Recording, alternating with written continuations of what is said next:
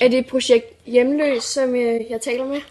Ja, det er det. Okay, vi er nogle skoleelever, og vi er i gang med et klasseprojekt, hvor vi gerne vil lave en heltegerning.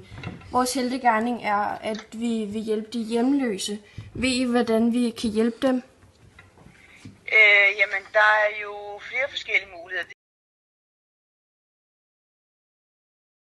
Tak, fordi at jeg må tale med dig. Det er godt.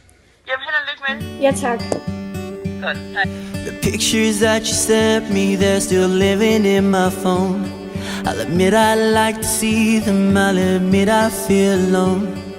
And all my friends keep asking why I'm not around.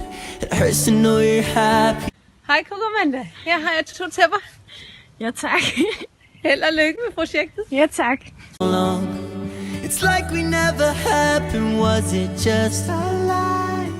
If what we had was real, how could you be fine? 'Cause I'm not fine at all. I remember the day. Hej, det er Toge. Hej.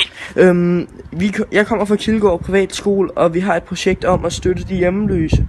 Og jeg har fået at vide, at jeg skulle ringe til dig, hvis vi skulle donere tæpper og hovedpuder og dyner og alt sådan noget. Til de hjemløse? Ja. Ja, det var da pænt, der. Skal du høre, man kan kontakte, altså man kan selvfølgelig komme ned til os,